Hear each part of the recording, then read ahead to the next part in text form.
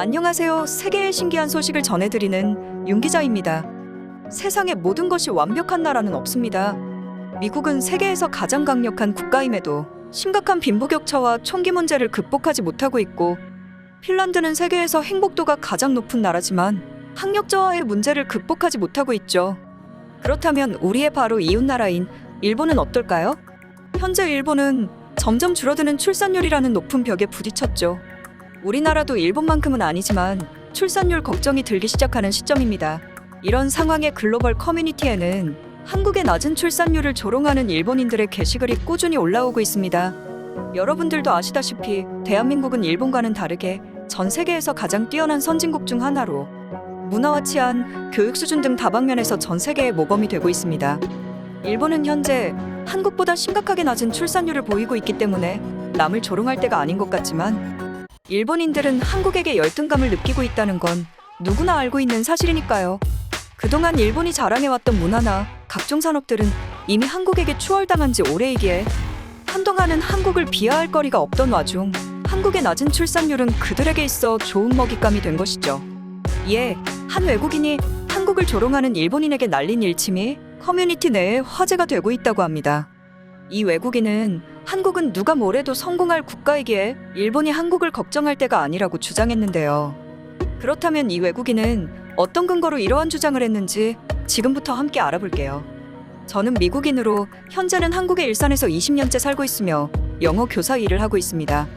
영어를 가르치는 게 지금 직업이지만 저는 사실 아시아의 역사를 전공한 역사학도예요. 저는 그 중에서도 한국의 역사와 한국인들의 삶에 흥미가 많았고, 우연치 않게 방문하게 된 한국에 빠져서 결국 한국에서 살게 되었어요.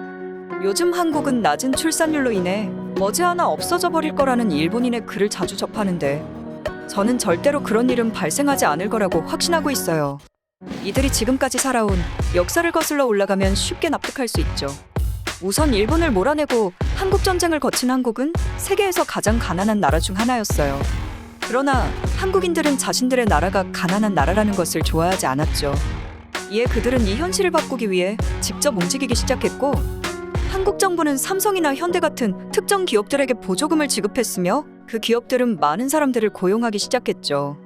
그러나 한국인들은 자신들이 속해 있는 기업이 커다란 규모임에도 불안정하고 가난한 회사라는 것을 인지하였고, 자신들의 회사를 발전시키기 위해 성실히 움직였어요. 한국 노동자들은 고된 노동을 마다하지 않았고 그 회사에 자신의 모든 시간을 투자하기 시작했죠. 그들은 초과 근무 수당을 받지 못할 것을 알면서도 누구보다 열심히 일했으며 모두가 야근을 했었어요. 결혼을 한 직장인들도 가정생활이 없었으며 먼지 속에서 잠을 청하고 일어난 후에도 그들은 그저 묵묵히 일했습니다. 한국인들은 가난에 지쳤고 자신들의 회사가 가난한 회사로 남는 것을 절대 용납하지 못했죠. 결국 본인들의 노력으로 피땀을 흘린 30년 만에 한국은 세계에서 가장 부유한 국가 중 하나가 되었습니다. 제가 가장 인상 깊었던 것은 2008년 세계금융위기 당시 한국인들은 전 세계적인 위기 속에서도 회사가 성공할 수 있도록 무급으로 일했고, 결국 세계 위기는 한국 경제에 거의 영향을 미치지 못했던 것이죠. 한국인들은 자신들의 운명을 개척할 의지를 가지고 있어서 상황에 따라선 급진적이고 도전적인 결정도 주저하지 않기에 언제나 최고의 결과를 만들어낸다는 것입니다.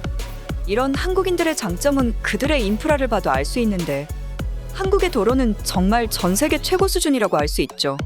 그 비결은 바로 도로에 약간이라도 노후가 보이기 시작하면 한국인들은 그 도로를 즉시 갈아서 새로 만들기 때문입니다. 길가의 화단도 마찬가지입니다.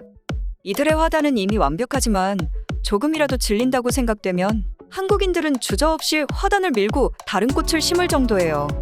이들은 아름다움이 그저 유지되는 것에 만족하지 않고 항상 최고의 상태를 추구하려 하고 있습니다. 또한 20년 전만 하더라도 제가 거주 중인 일산에는 지하철이 없는 곳이 많았고, 차를 타고 1시간은 나가야 지하철을 구경할 수 있었지만 이제는 집 바로 앞에 지하철역이 있어요. 한국은 서울과 연결되는 전국에 지하철을 만드는 중이고, 지하철이 없는 곳에는 버스와 기차가 있을 만큼 몇 년 사이에 전 세계 최고의 대중교통 시스템을 구축하게 되었죠.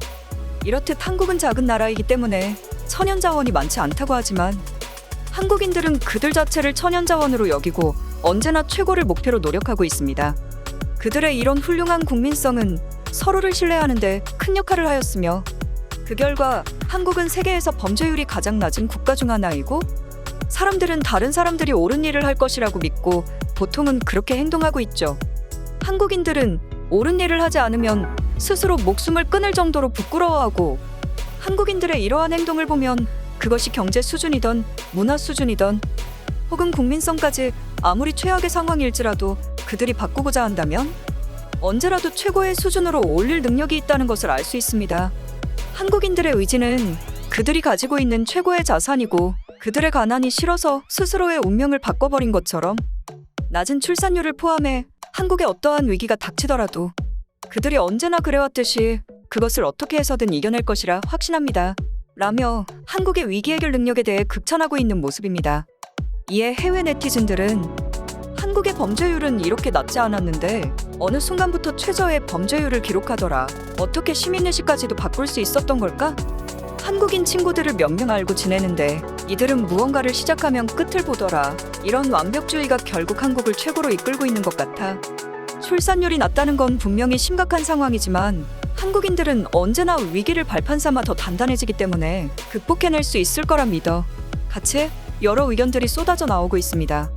우리 한국인들은 어떠한 위기가 닥치더라도 언제나 그것을 극복해왔고 우리의 이러한 의지와 행동이 있다면 앞으로 있을 위기도 슬기롭게 극복할 수 있을 것 같습니다.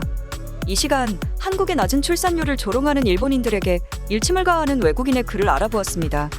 한국인도 아닌데 일본인들에게 일침을 해주고 있다는 것은 우리를 그만큼 믿고 응원한다는 뜻 아닐까요? 오늘 윤 기자가 준비한 소식은 여기까지입니다. 다들 구독과 좋아요 눌러주셨죠? 저는 내일 더 핫한 이슈들로 돌아오겠습니다. 그럼 안녕히 계세요.